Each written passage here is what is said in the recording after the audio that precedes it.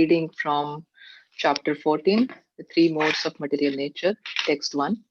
Shri Bhagavan Uvacha Param Bhuyah Pravakshami Jnananam Jnanamuttamam Yajñatva Munayah Sarve Param Siddhi Mito Gataha. English translation.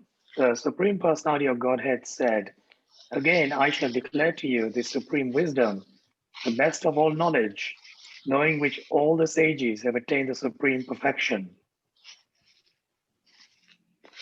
Text 2. Idam Jnanamupashritya Mama Sadharmyagataha Sargepi Nopajayante Pralayena Vithanti cha. By becoming fixed in this knowledge, one can attain to the transcendental nature like my own. Thus established, one is not born at the time of creation or disturbed at the time of dissolution. मम योनिर्महृत् ब्रह्म तस्मिन् गर्भं ददाम्यहं सम्भवः सर्वभूतानां ततो भवति Bharat. The total material substance, or Brahman, is the source of birth, and it is that Brahman that I impregnate, making possible the births of all living beings, O son of Bharata.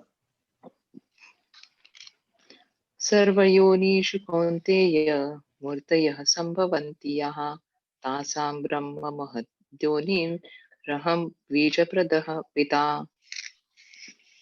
It should be understood that all species of life, O son of Kunti, are made possible by birth in this material nature, and that I am the seed-giving father. सत्वं रजस्तम इति गुणाः प्रकृतिसम्भवः निबन्धन्ति महाबाहो देहे देहिन् अव्ययम्. Material nature consists of three modes: goodness, passion, and ignorance. When the eternal living entity comes in contact with nature, O mighty aunt Arjuna, he becomes conditioned by these modes. तत्र सत्वं निर्मलत्वात् प्रकाशकं मनायमयं सुखसङ्गेन बध्नाति ज्ञानसङ्गेन चानघ. O sinless one, the mode of goodness, being purer than the others, is illuminating, and it frees one from all sinful reactions. Those situated in that mode become conditioned by a sense of happiness and knowledge. रजोरागात्मकं विद्धि तृष्णासङ्गसमुद्भवं तन्निबध्नाति कौन्तेय कर्मसङ्गेन देहिनम्. The mode of passion is born of unlimited desires and longings, O son of Kunti, and because of this, the embodied living entity is bound to material fruitive actions.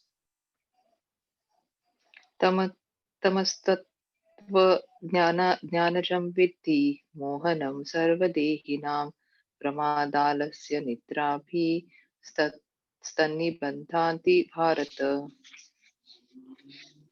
O son of Bharata, know that the mode of darkness, mode of ignorance, is the delusion of all embodied living entities. The results of this mode are madness, indolence, and sleep, which bind the conditioned soul. सत्वं सुखे सञ्जयति रजः कर्मणि भारत ज्ञानमावृत्य तु तमः प्रमादे सञ्जयत्युत. O son of Bharata, the mode of goodness conditions one to happiness, passion conditions one to fruitive action, and ignorance, covering one's knowledge, binds one to madness. रजस्तमश्चाभिभूय सत्वं भवति भारत रजः सत्वं तमश्चैव तमः सत्वं रजस्तथा. Sometimes the mode of goodness becomes prominent, defeating the modes of passion and ignorance, O son of Bharata. Sometimes the mode of passion defeats the goodness and ignorance, and at other times ignorance defeats goodness and passion. In this way, there is always competition for supremacy. सर्वद्वारेषु देहेऽस्मिन् प्रकाश उपजायते ज्ञानं यदा तदा विद्यात् विद्धं सत्त्वमित्युत The manifestations of the mode of goodness can be experienced when all the gates of the body are illuminated by knowledge. लोभः प्रवृत्तिरारभ्यः कर्मणामशमः स्पृहा रजस्तेतानि जायन्ते विवृद्धे भरतर्षभः O chief of the Bharatas, when there is an increase in mode of passion, the symptoms of great attachment, fruitive activity, intense endeavor, and uncontrollable desire and hankering develop. अप्रकाशो प्रवृत्तिश्च प्रमादो मोह एव च तमसेतानि जायन्ते विवृद्धे कुरु नन्दन When there is an increase in the mode of ignorance, O son of Kuru, darkness, inertia, madness, and illusion are manifested. यदा सत्त्वे प्रवृद्धे तु प्रलयं याति देहभृत् तदोत्तम इदिदां लोकान् अमलान् प्रतिपद्यते When one dies in the mode of goodness, he attains to the pure, higher planets of the great sages. रजसि प्रलयं गत्वा कर्मसङ्गीषु जायते तथा प्रलीनस्तमसि मूढयोनिषु जायते When one dies in the mode of passion, he takes birth among those engaged in fruitive activities. And when one dies in mode of ignorance, he takes birth in the animal kingdom. कर्मणः सुकृतस्याहुः सात्विकं निर्मलं फलं रजसस्तु फलं दुःखम् अज्ञानं तमसः फलम् The result of pious action is pure and is said to be in the mode of goodness. When action done in the mode of passion results in misery, and action performed in the mode of ignorance results in foolishness. सत्त्वात् सञ्जायते ज्ञानं रजसो लोभ एव च प्रमादमोहो तमसो भवतो ज्ञानमेव च From the mode of goodness, real knowledge develops. From the mode of passion, greed develops. And from the mode of ignorance, develop foolishness, madness, and illusion. ऊर्ध्वं गच्छन्ति सत्त्वस्था मध्ये तिष्ठन्ति राजसः जगन्यगुणवृत्तिस्था अधो गच्छन्ति तामसः Those situated in the mode of goodness gradually go upward to the higher planets.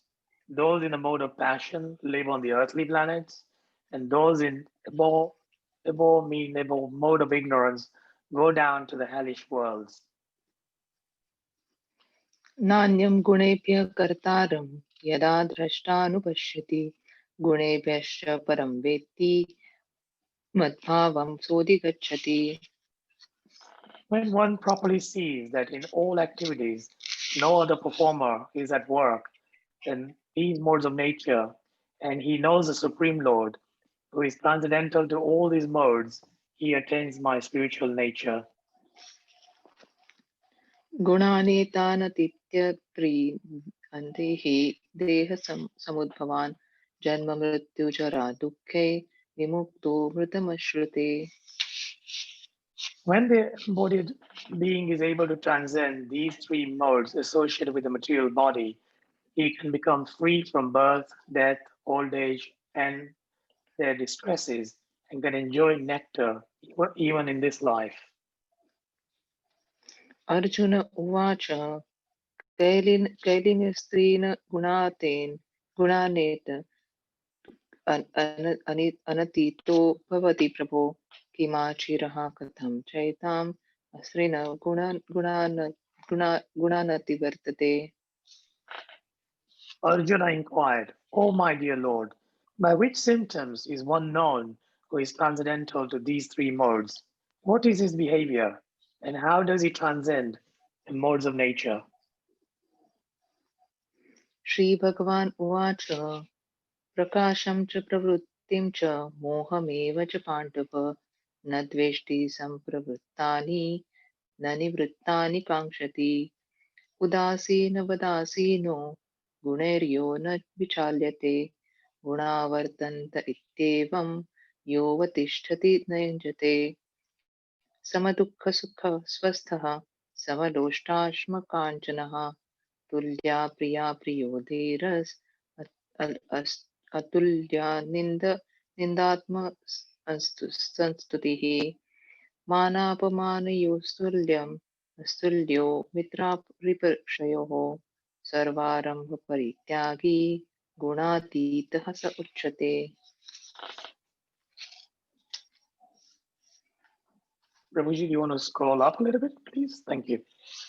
The Supreme Personality of Godhead said, O son of Pandu, he who does not hate illumination, attachment, and delusion when they are present or long for them when they disappear, who is unwavering and undisturbed through all these reactions of the material qualities, remaining neutral and transcendental, knowing that the modes alone are active, who is situated in the self and regards alike happiness and distress, who looks upon a lump of earth, a stone, and a piece of gold with an equal eye, who is equal toward the desirable and undesirable, who is steady, situated equally, well in praise and blame, honor and dishonor, who treats alike both friend and enemy, and who has renounced all material activities.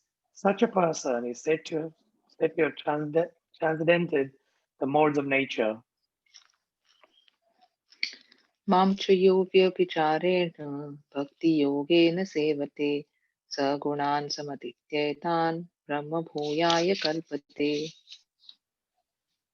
One who engages in full devotional service, unfailing in all circumstances, at once transcends the modes of material nature, and thus comes to the level of Brahman.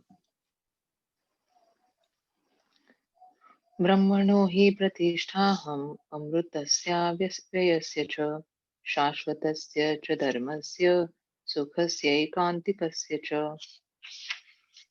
And I am the basis of the impersonal Brahman, which is immortal, imperishable, and eternal, and is a constitutional position of ultimate happiness. Hare Krishna. Hare Thank you so Krishna. much, Prabhu. Thank you, everyone. Apologies if I have not pronounced a few words correctly. Really apologize for that. You did very well, Mataji. Your pronunciation is very good. And same Prabhu, very nicely recited. Thank you both very much. Hare Krishna. Thank you. So let me share my slides. And then we can proceed with today's.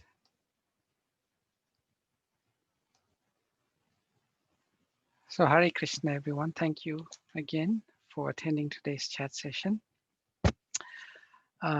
We will be continuing with our recitation. But before we do that, we always recite the Mangala Charanam prayers. Mangala means auspiciousness.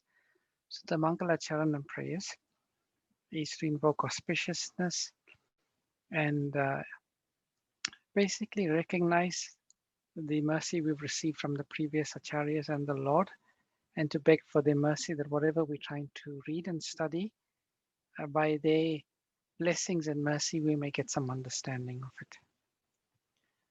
Om Jnana Timirandasya Gyananjana Shalakaya Chakshurunmalitam Jena Tasmai Shri Gurave Namaha Vanchakalpaturubhyascha Kripa Sindhubhyeva cha Patitanam Pavanebhyo Vaishnavebhyo Namo Namaha.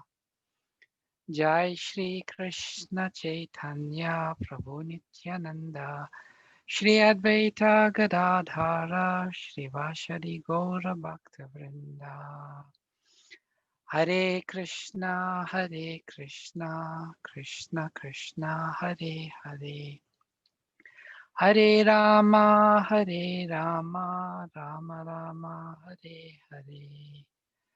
Nama Om Vishnupadaya Krishna Prishtaya Bhutale Srimate Bhaktivedanta Swami Namine Namaste Saraswati Deve Gauravani Pracharine Nirvishesha Shunyavadi Paschachate Shatarine Srila Prabhupada Ki Jai. So we continue reading about the three modes of material nature. Yesterday we read a very interesting verse, text number 21, where Arjuna, after hearing the Lord describe the characteristics of the three modes of nature, action in the different modes of nature, and the destination of the different people who leave their bodies in the different modes of nature. He then asks Krishna the three questions.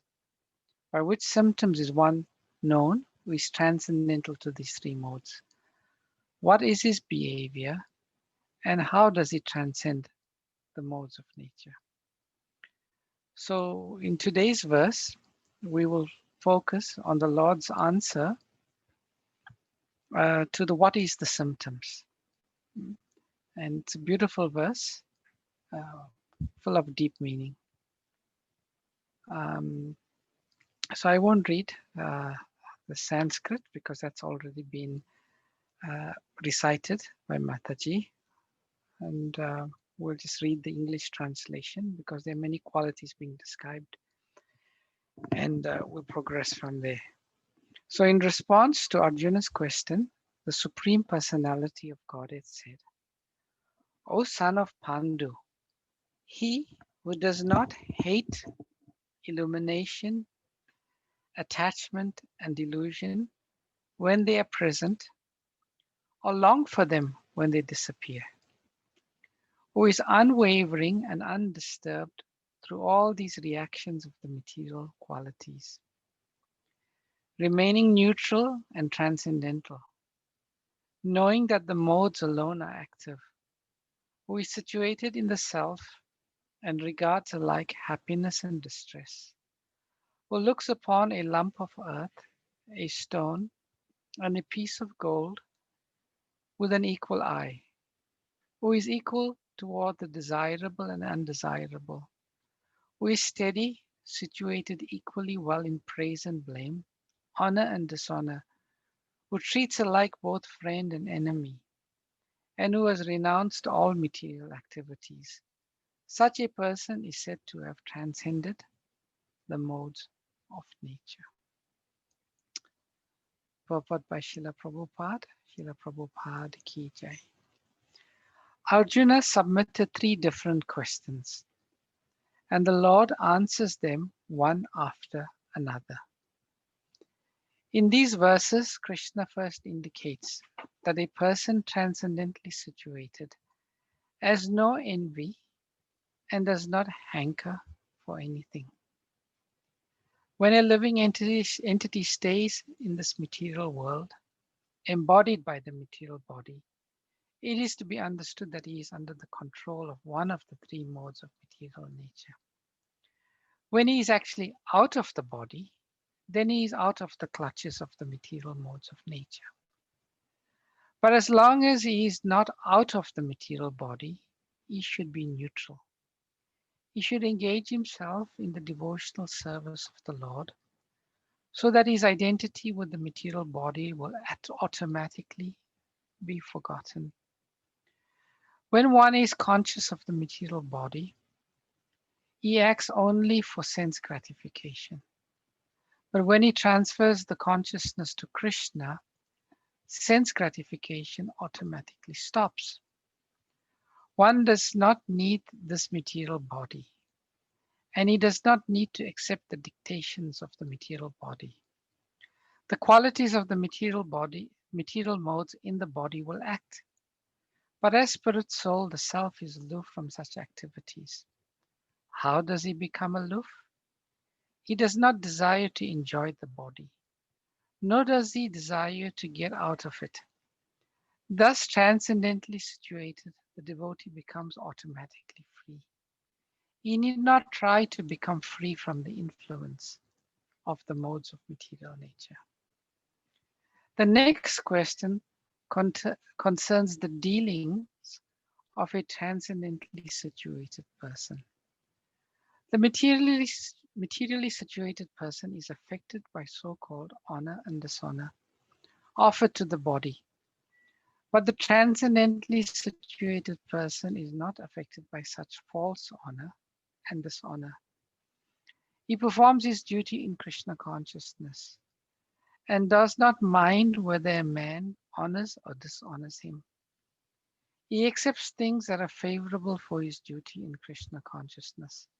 Otherwise, he has no necessity of anything material, either gold, stone, or gold. He takes everyone as his dear friend who helps him in his execution of Krishna consciousness, and he does not hate his so-called enemy.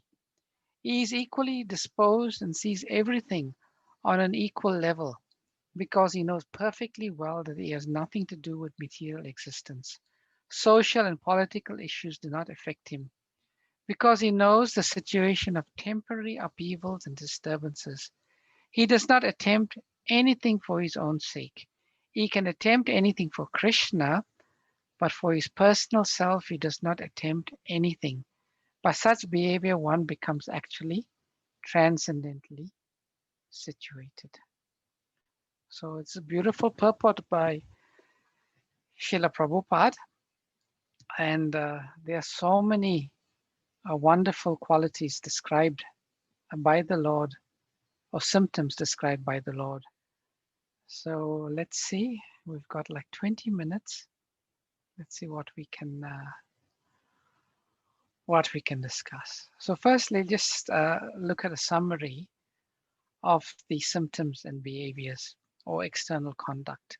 Krishna uses the word gunatita, meaning one who has transcended. So Krishna describes the behavior and symptoms of a gunatita. So I'll just read them and then maybe we can have some discussion about how you understand or interpret these qualities. So the first one is neutral. One who is beyond the transcended the modes is neutral.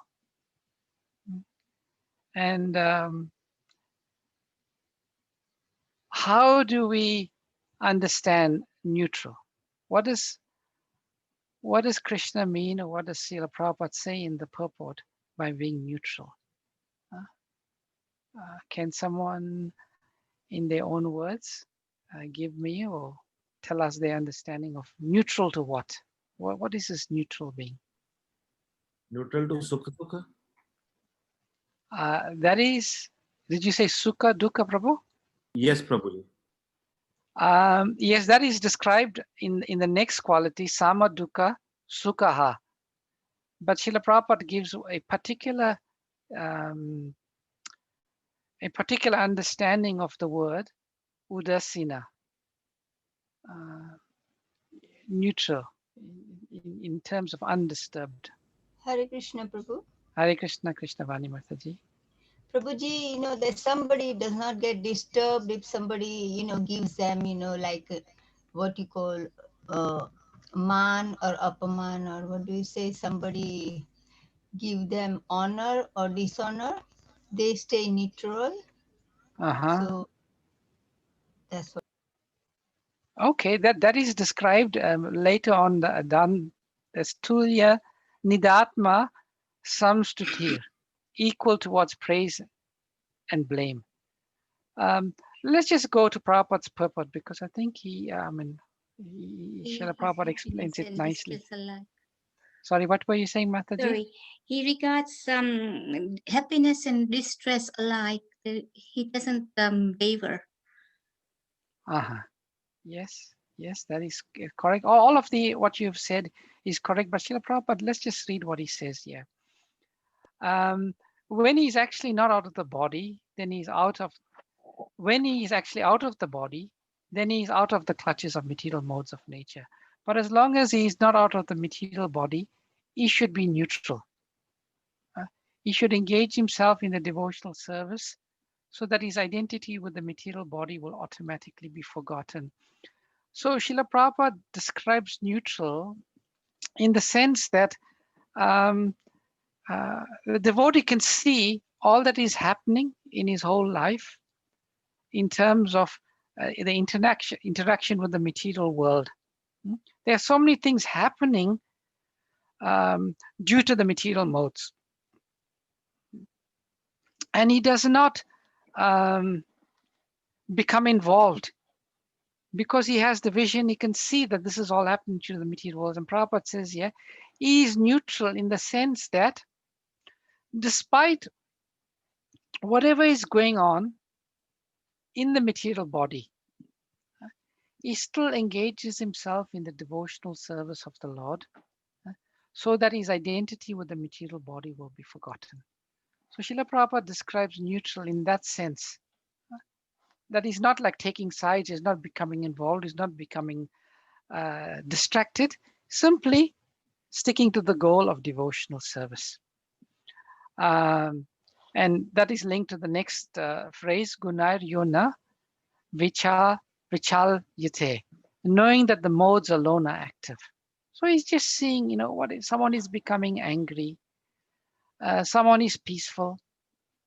He does not take sides. He can just see all of these people. They are simply acting and behaving according to the modes that are affecting them. Is it like something he has no friends or no enemy? He takes the relationship exactly, same. Or he's a well-wisher of everybody. Yeah, it's linked to Mataji because Krishna separates them in terms of how we describe. They certainly are linked in what you said, but this is more in the sense that he just carries on with his devotional service. So the next one is equal. Sorry. Prabhuji, sorry to interrupt you. Is it like unaffected by what is going on? Unaffected by anything that's happening around him? That's true. That's true. And Krishna, the Lord is more specific about what is unaffected by later on, but the general sense is, as you said, Rupa Mataji, he's unaffected, or he doesn't allow himself to be affected. It's just like sometimes we say, you're taking the position of a third party. You step back from the whole situation and you look like a third person. It's like something is going on and you just step back as a third person and you look and you just see how interesting it is, how everything is being affected. So you're neutral in the sense that you're stepping back as a third person, as a witness, from the position of the soul. So equal to happiness and distress, sama dukkha sukha.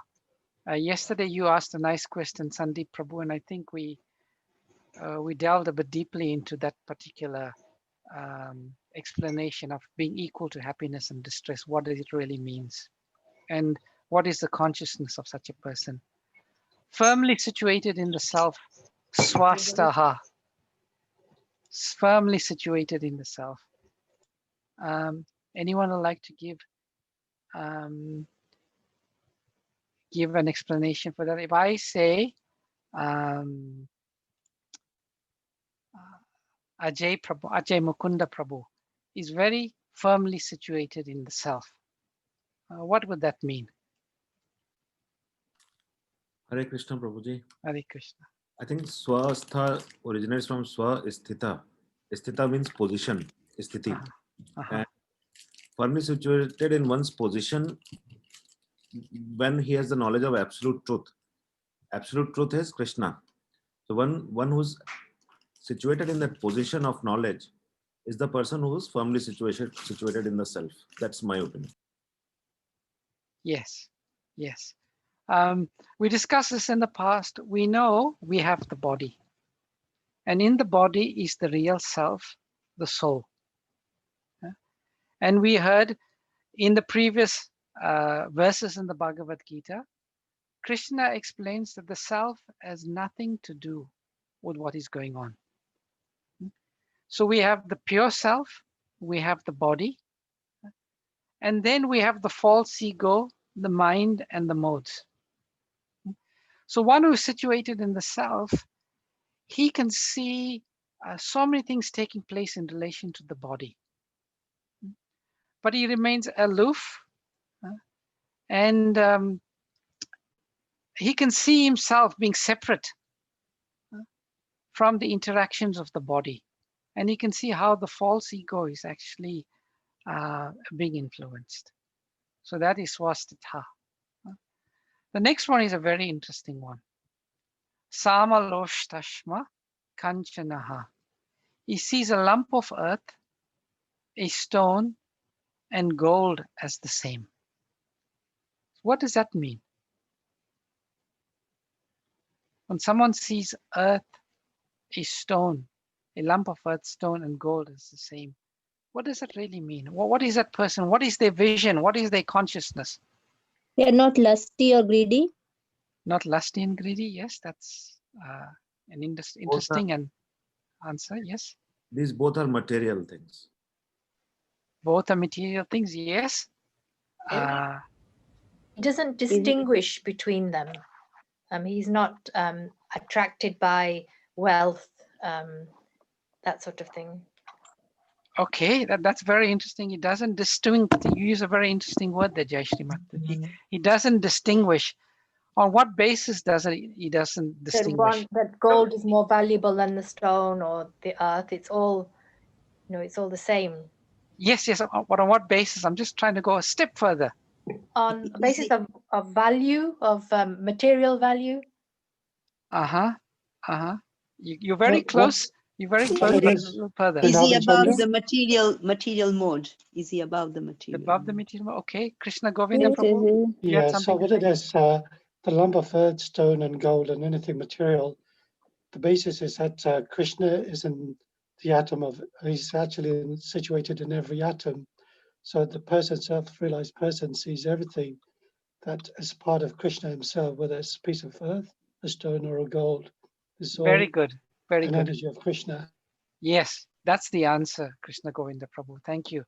Actually, if you read the 5th canto, the conversation between Maharaj Rahugana and Jat Bharat, there's a very nice explanation of this concept where Jat Bharat enlightens Maharaj Rahugana, and he says that everything is the energy of the Lord.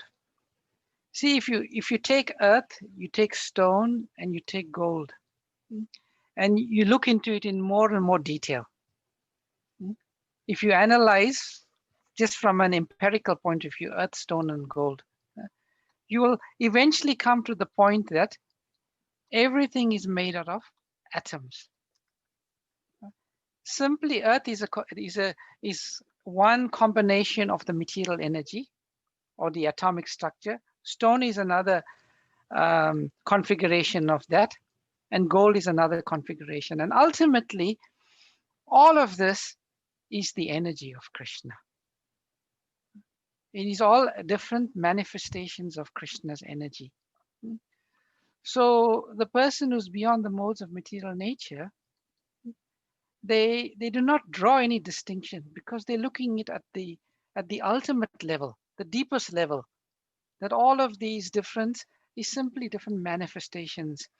And Maharaj Jat Bharat even tells Rahugana, even further, he says, these are all temporary manifestations. They are just temporary manifestations. Even earth, even stone, even gold, they're all just a temporary manifestation. At some point in time, they will come into being. And at some point in time, they will come out of existence. So in that sense, they have the certain vision of earth, stone, and all material elements. So the next one, equal towards the dear and not dear, tulya priya priyo. So how is it that they are equal to the deer and not the deer? It's very much linked towards friend and enemy. You can see the words here. Tulya mitrari, which means friend. Mitra is friend. Pakshayo, enemy. So how is it that they are see friends and enemies, the deer and the not deer, on an equal level? How is this? What is their vision? What is their consciousness? Is it Sattva Guna? He sees. Sorry, Sipra Mataji, you go first. Yeah. I just think that the person sees Paramatma in everyone, not dear or not dear. So he treats as a Paramatma, as a Krishna, equal to everyone. Yes, yes. Very nice explanation. Anyone else? Someone else was going to say, was it you, Ajay Prabhu? He says living entity in everybody. So in living entity is part and parcel of Krishna. Yes, very good. Very, very good. Someone else was saying, I think, was it you, Ajay Prabhu, was going to say something? Yeah, I was going to say something similar. They're all spirit souls. Yeah, the devotees have already said something like on that line. Yeah, yeah. He sees the divinity in all living entities. And whatever apparently enemy-like qualities or demon qualities, he just sees that that is the working or the influence of the material nature. The soul, the Atma itself, is divine. It's part and parcel of Krishna. And whatever apparent not dear qualities or enemy-like qualities are there in a person, that is simply the manifestation of the workings of the material nature. They can see there is the soul, there is the body, there's the false ego, there is the mind, there is the modes of nature. And he says, that's all separate. The soul is distinct. And then he focuses on the soul. Next one is Dhira, steady. And again, this is all interdependent, unwavering. Note of patience as well? Yes, patience.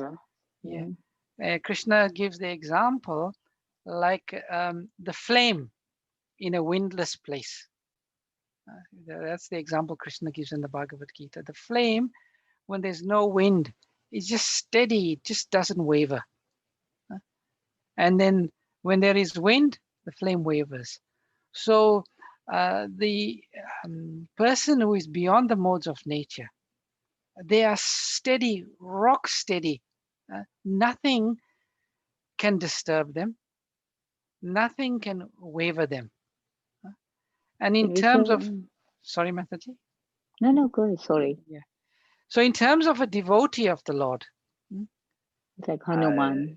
They are so fixed in their devotional service that everything else is simply external. They only see devotional service. Once Srila Prabhupada, one disciple was talking to Srila Prabhupada, and he said, Srila Prabhupada, you had to go through so many disturbances, so much of trouble in your mission. And Prabhupada says, trouble? I never saw trouble. I only saw service to my spiritual master. So such advanced devotees who are on this platform of Gunatita, they are so fixed in their goal, so fixed in their spiritual position, and we'll talk about that a bit later. Nothing can disturb them. So we've spoken about equal in praise and blame, honor and dishonor, friend and enemy. And the last one, he renounces all material activities. That's an interesting one, which we've spoken about often in our different sessions. But I'd like if someone could explain in their own words how he renounces all material activities. Because one would think that the person who is achieved the Gunatita stage, they are just silent. They are non-moving and they do nothing. They are free from all activities. So in that context, how do we understand he renounces all material activities? Hare Krishna, Does he stop doing all activities? He does devotional service. Sandeep Prabhu, you were going to say something? I was about to say what Krishna told Arjun when Arjun said that I'm going to take sannyas and become a mendicant and I'll not fight. So at that time, Krishna says, no, it doesn't mean this way. It means that you still do your duties being a Kshatri, but you keep me karmandavadika raste. Basically, you have devote everything to me. Yes, yes. So what Krishna was telling Arjuna, and this is the bhakti process, we do not own anything. Nothing belongs to us. So how can you renounce something when nothing belongs to you? So the devotee of the Lord, he does not stop all activity, but he engages all of his activities in the service of Krishna. That's what Srila Prabhupada explains in the purport. So amazingly, time has moved on so fast. We've only just described the qualities. Okay, let me just go very quickly through some of the other slides. Prabhupada writes that when he's actually out of the body, then he's out of the clutches of material modes of nature. So does that mean that only when we die, we become out of the modes of material nature? How do we understand this statement? Prabhupada said, when he's actually out of the body, then he is out of the clutches of material modes of nature. What does this actually mean? So he doesn't identify with the material body. He's at the level of understanding that he's really the soul.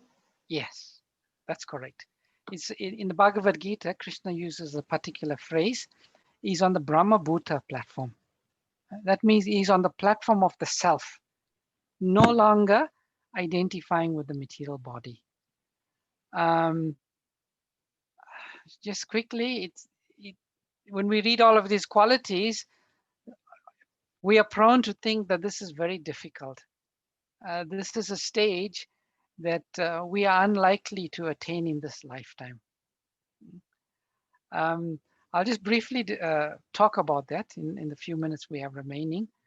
Maharaj Rahugana, when Jad Bharat described all that we've just discussed now to him in the 5th canto, Maharaj Rahugana asked Jad Bharat, how did you achieve such a stage?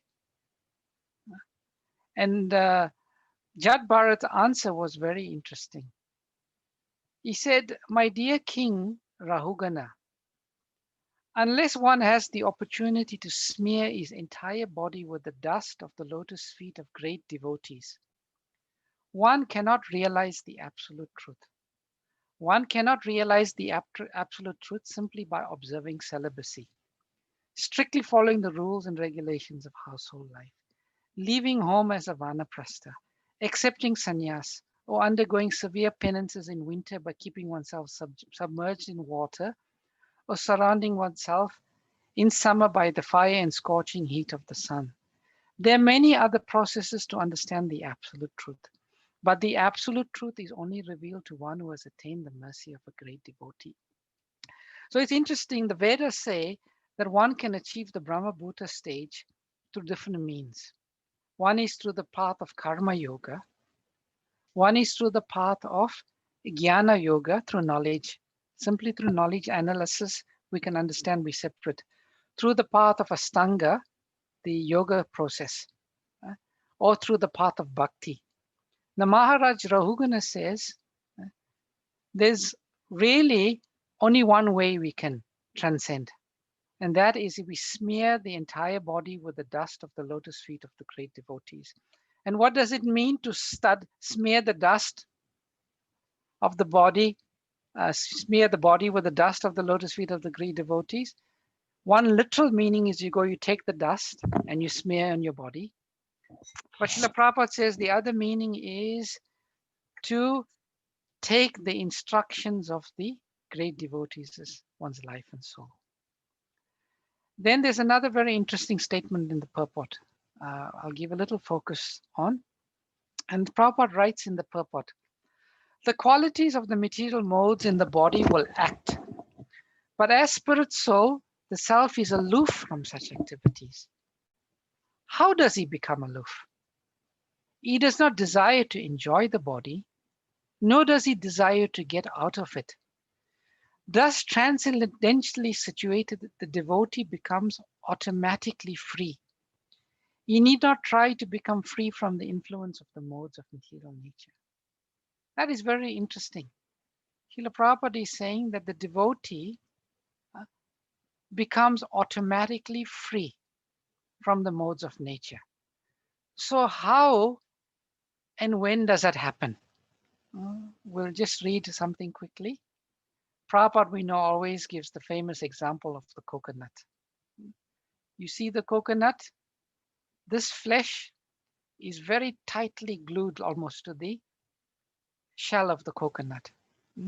Normally at Diwali time or other times we grate pure coconut. And I do it quite often at home. And I break the coconut and I take a knife and I try hard to break the flesh out. I try very hard to break the flesh out. But sometimes when the coconut is very mature, you don't even have to bother doing that. You simply roll that coconut and the white flesh is already broken free. That is like the devotee who has separated himself from the false ego, the modes of nature, the mind, and the body. And this Prabhupada says, just like with time, if you just leave the coconut for a long time, with time it will separate. And there will come a time when you shake the coconut, you can hear the ball rattling in the coconut. And this is explained very nicely by Dhruva Maharaj. In the example of Dhruva Maharaj in the 4th canto, 12th chapter, text 18th verse. It explains in this verse, because of his transcendental bliss, incessant tears flowed from his eyes. His heart melted, and there was shivering and standing of the hairs all over his body. Thus transformed in a stage of devotional service, Dhruva Maharaj completely forgot his bodily existence, and thus immediately, we all know that once he got the darshan of the Lord. And when he got that darshan, he began to experience transcendental symptoms. And simply by that experience, he broke free from the body and he became liberated. And Srila Prabhupada explains that in the purport. Prabhupada says, due to constant engagement in devotional service, hearing, chanting, remembering, and worshipping the deity as prescribed in 9 varieties, there are different symptoms which appear in the body of the devotee. These 8 bodily transformations would indicate that a devotee is already liberated with himself, are called Asta-sattvika Vikara. When a devotee completely forgets his bodily existence, it should be understood to be liberated. He is no longer engaged in the body. The example is given that when a coconut becomes completely dry, the coconut pulp within the coconut shell separates from the body of the shell and the outer covering. By moving the dry coconut, one can hear that the pulp within is no longer attached to the shell or to the covering. Similarly, when one is fully absorbed in devotional service, he is completely disconnected from the material coverings, the subtle and the gross bodies. Sometimes we have a contemporary example of this. Sometimes when we become so absorbed in doing something, we forget everything around us. We even forget who we are. We just become completely absorbed in that, so focused in that activity, everything else dissolves into oblivion. So Srila Prabhupada says, when we reach that state where we become so absorbed in devotional service, then automatically, without even knowing it, we separate from the body. And we perceive that separation. And you can read this verse in purport again. It's very, very nice, very interesting. And it explains how the devotee, by dint of devotional service, by absorption. See, the other transcendentalists, the Jnani, the Karma Yogi, the Ashtanga Yogi, they all come to the point of understanding that they're not the body. But when you understand we're not the body, the next step is, who am I then? That's the negative. What's the positive? What do I become engaged in? So when the devotee becomes so engaged in devotional service, that's when the separation becomes permanent. That's when the modes of material nature will never touch. And in the purport, Prabhupada gives the example of Haridas Thakur. Other transcendentalists, they can fall under the modes of nature again, but the pure devotee of the Lord will never, ever fall down, because he's got the positive attachment. He becomes so absorbed in the devotional service of the Lord. There's another verse, you can read it yourself, Canto 3, chapter 24, text 44. An example is given of Kardama Muni, how he achieved that state. And Prabhupada describes that in the context of the waves of the ocean. You can read that. It's now 8:38, and I've gone on, so I think I should stop here, and I should take any questions or reflections. It's so much to discuss and talk about, but I think that's the gist of it, how we become free of the modes of material nature.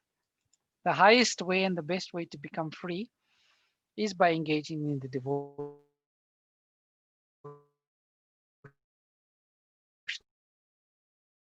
Only engaged by becoming absorbed.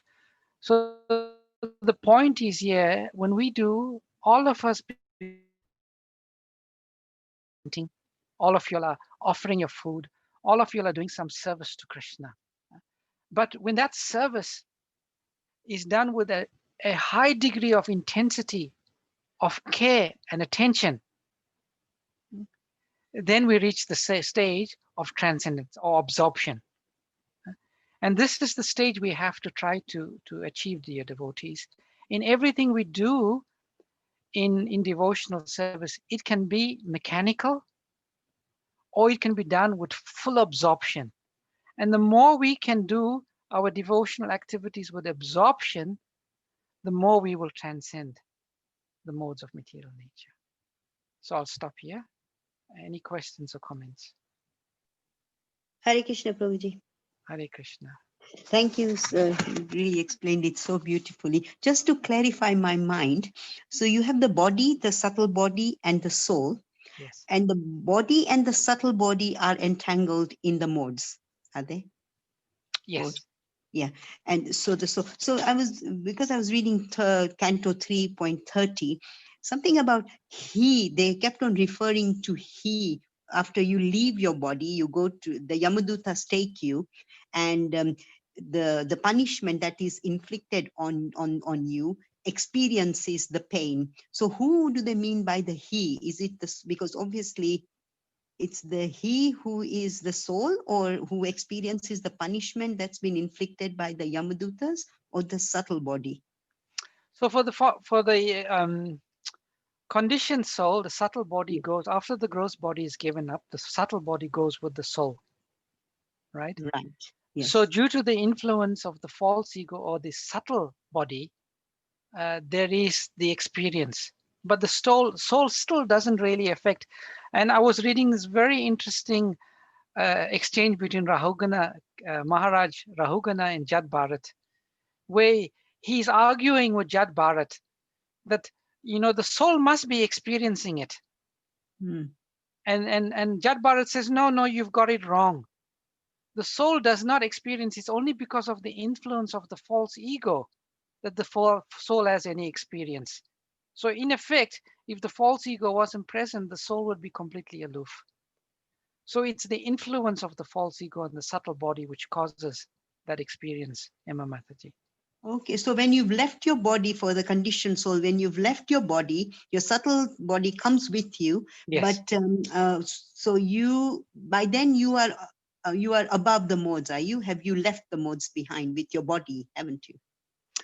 This is what Srila Prabhupada I found very interesting in the purport. Srila Prabhupada almost tends to indicate that in the purport, that when you come out of the material body, the gross material body, then the effect of the modes disappear. If you read the purport, today's purport more clearly, that's what Srila Prabhupada tends to indicate. Yes, yes. So then it's the soul that is experiencing the punishment. No, it's the soul is aloof, but it's because of the influence of the false ego. False ego still goes with you then, Yeah. yes. Maybe if we have time tomorrow, that Sorry. exchange between Maharaj, or well, I'm not here tomorrow, but you can read it. The exchange between Maharaj Rahugana and Jad Bharat, that's explained very, very nicely when Maharaj Rahugana puts these different arguments forward after he hears the explanation by Jad Bharat. You can read that. Wonderful. Okay, I'll explain. Thank you so much. Thank you, Hare Prabhuji. Krishna. Let me see if there's any other questions or comments on the chat.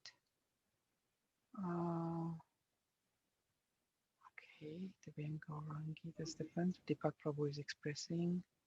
Thank you, Divya Gaurangi Mataji. Hare Krishna. Okay. Hare Krishna Mataji, you have a question or a comment? Yeah, question, Prabhu. Yes. Yes, go Prabhu, ahead. I still find it difficult to understand that, like recently, one of our, very good devotee, Sankirtan devotee in Russia, he was such a wonderful, devotional services to the Lord. He was a best book distributor and everything, but still he got badly wounded and he got attacked. So when I hear such things, I get so disturbed that how come all these devotees are doing wonderful service and still they have to go through this pain and everything. So, and another example is, devotees in Bangladesh. They are also doing a wonderful devotional service to the Lord, and they also go through all these, very serious attacks. So, like how come they have to go through all this pain, and although they are doing very wonderful devotional service to the Lord? Will you Thank be you able for that. to Thank you explain for that question, Krishnavani Mataji. It is a question that many devotees encounter.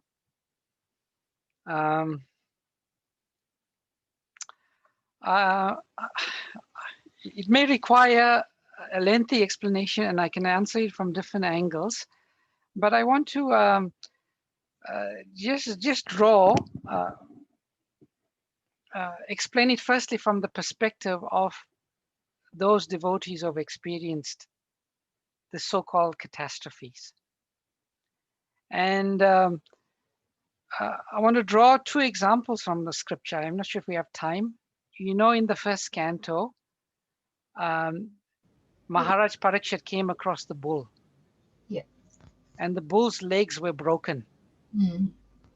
And the bull was in an apparently a very difficult situation. And then Maharaj Parikshit asked the bull, "Who did this to you?" And the bull came in the form of Dharma. And Dharma replied, "Well, it's hard to say. Some people say material nature." He could have said, it was the agent of Kali that chopped my legs. But when Maharaj Parikshit asked him, he said, "Well, it's very difficult to say. Some people will blame material nature. Some people would see it as their own karma. And yet some people would say it's coming from the Lord." Right? And the same thing happened with when Vasudev met Kunti on the battlefield of Kurukshetra. And he asked Kunti, "Who did all of these things to y'all? Made y'all suffer like that?" And she could have very easily said, it was Duryodhana and Dhritarashtra and Karna. They conspired to kill us, and they poisoned us, etc. But she didn't see it like that. She just saw it as the hand and mercy of the Lord.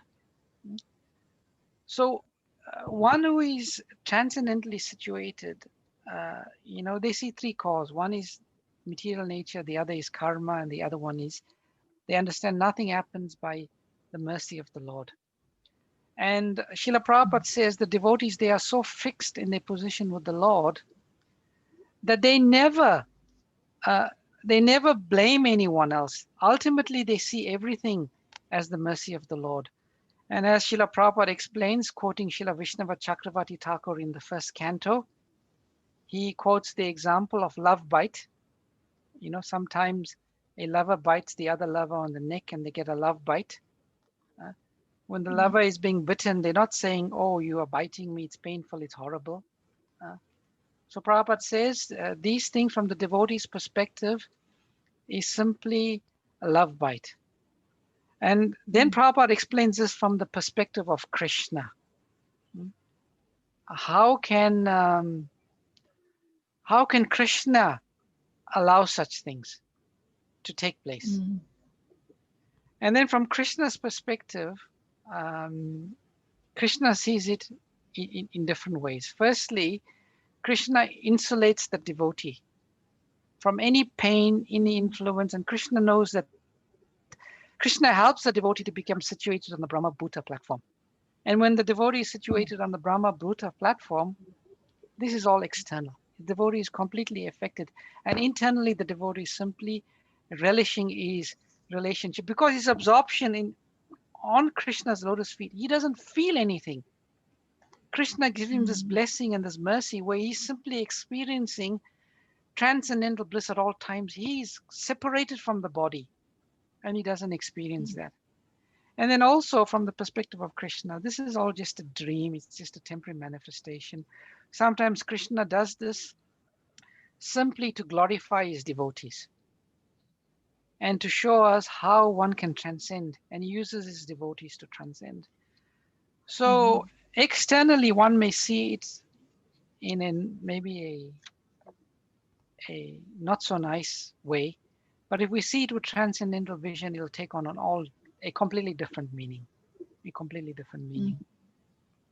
So we as devotees, we need to see it from the transcendental position, and then we can see it differently. I'm not sure, Mataji, whether that answers your question or not. Thank you very much, Prabhuji.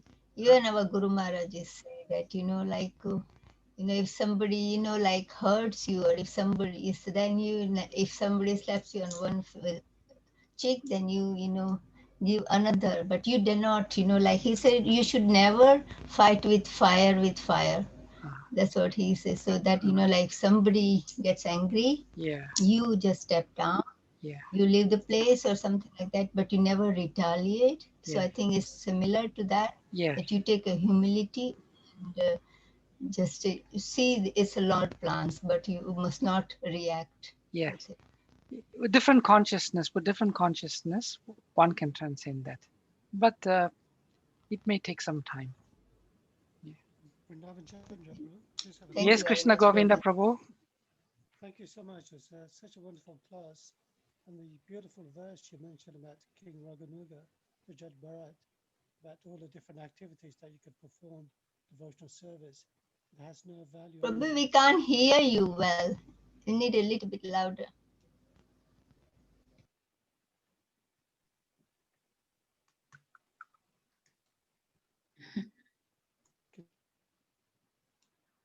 Krishna Govinda Prabhu. Yeah, I can hear you. It's faint, but I've increased my volume so I can hear you better. You can go on. Okay, sorry, I'll try and speak a bit louder. Yeah, that's clear. That's clear now. So basically, I was just mentioning, about the beautiful verse you mentioned about King Raghunaga Prabhu, King Raghunaga from Jad Bharat Maharaj. And it was mentioning about the different devotional services one could acquire, but has no sort of significance unless you get the blessings of a Vaishnava. Perhaps you could give some examples during this lockdown period, although we can't render direct service to a senior devotee, how we could actually get the blessings of a Vaishnava during these difficult times when we're restricted, staying at home, not being able to do seva at the temple. And sometimes we may not even feel inclined to do devotional service because we feel very cocooned in our in our own personal life, keeping ourselves safe and so forth. So do you think you could give some sort of ideas how devotees who are living away from the temple could get the blessings of the Vaishnava? Yes. As I was saying, Prabhu, getting the dust of the lotus feet of the Vaishnava means following the instructions of the Vaishnavas. And there are so many instructions. Prabhupada says the most important instruction of the spiritual master is for the devotees to chant 16 rounds of the Hare Krishna Maha Mantra daily. And Prabhupada says, with care and attention. So lockdown or no lockdown, every one of us has the opportunity and the ability to chant 16 rounds very diligently every single day on our beads. That one can do irrespective of whatever situation. So serving that instruction of Srila Prabhupada, every one of us can do it. And simply by this one activity we were reading on Friday, we can immediately come to the stage of Bhava Bhakti. Prabhupada is explaining in one purport. But if one comes to the stage of Sudanam, pure chanting, immediately you transcend the three modes of nature. Immediately you come to the stage of Bhava Bhakti. So that is possible. And then there's other 9 items of devotional service: hearing, remembering. And many of the devotees here, hearing every day, throughout the day, we can remember nothing. So in fact, it's better. There's more opportunities for us to hear in lockdown, because at work we can't put our lectures on, we can't put our headphones. There's so many restrictions. But at home, we have more liberties we have to increase our hearing. We can do that. Remembering, no one can stop us. So all activities of devotional service, if we look at it carefully, we can actually see even lockdown, there's even more opportunities to serve the spiritual master. And many of you all have become engaged in the book marathon, serving remotely the spiritual master. And one devotee was saying yesterday in a meeting, she was feeling almost like she was on the street. The same anticipation, the same feeling she would have when she was on the street approaching or knocking a door, she was having that same experience simply by picking up the phone and calling someone. So I think there's ample evidence from the various examples of devotees' lives, how the very instructions of the spiritual master, they can be followed during the lockdown or even more intensely during the lockdown. Even Sandeep Prabhu is giving his personal testimony. He says, if not for lockdown, I would have totally missed this. So, yes, yeah. I can bet that, Prabhu. The lockdown is a boon for devotional service. Yeah. Divya Gaurangi Mataji is saying, big opportunity to reflect. So, they say when the going gets tough, the tough get going. So the devotees of the Lord, they have seen this lockdown as an opportunity, while everyone else is seeing it as a challenge. The devotees of the Lord are perceiving this to be a wonderful, wonderful opportunity to accelerate the devotional service. In one purport, Srila Prabhupada says, we should accelerate our devotional service. Accelerate means we pick up velocity. Yes, Vishalini Mataji and Navneet Prabhu are saying the same thing. Yashvini Mataji is saying so many testimonies I can see are coming through now by devotees. And I think that's so true, Krishna Govinda. And I'm sure Krishna Govinda Prabhu, you'll say the same too. Yes, definitely. Obviously, this lockdown has been amazing in one way, because there's been so many beautiful seminars, kirtans, sessions. Although it's been a very sad occasion where we've lost many wonderful devotees and spiritual leaders, but yeah, certainly, the opportunity has been magnified 100 times. And your sort of point about working from home, you can listen to kirtan, listen to classes, chant more nicely to the Lord, and do so many wonderful activities. I mean, there's even those who are not living near London. There's been messages coming through saying that they've been able to participate in this session every day, which is really nice. So thank you so much, Vrindavan Chandra Prabhu, for the wonderful class and wonderful explanation. Actually, they said they can be a speaker, but when there's no audience, the speaker is what can the speaker do? It's the audience that makes up really makes the event wonderful. So it's all to you, all of the wonderful devotees. I was just going to ask if I could just make a comment. It was actually on Krishnavani Mataji's point. Yes. Actually, what had happened, it was a sad occasion many years ago, in 97 or something, a very young ISKCON girl from ISKCON parents. Unfortunately, she was murdered. She was probably about 8 or 9. And the sad thing was she actually came to our wedding in 1996. And a few years ago, they were doing a memorials, a remembrance on her because she was very popular at the Hare Krishna Jewish temple in Mumbai. And our Guru Maharaj, Bhakti Maharaj mentioned that although she had a very, very sad death, but at the same time, we have to understand that she's actually freed herself from all her past karmic reactions. So I know Krishnavani Mataji, she was saying that sometimes it's very difficult to understand how these devotees are suffering so much. But your points about, it could be due to karma, it could be due to the influence of material nature or Krishna's desire, we can never understand. But certainly when we actually understand from a spiritual perspective, we can actually advance ourselves as well, that much more better, our Krishna consciousness, without having so many doubts in us, in ourselves. Very true. And then we can never see, externally things may seem so, but internally we do not know what is happening between Krishna and that devotee. Some magical things are happening internally. We will never know. So thank you very much, dear devotees, for your participation.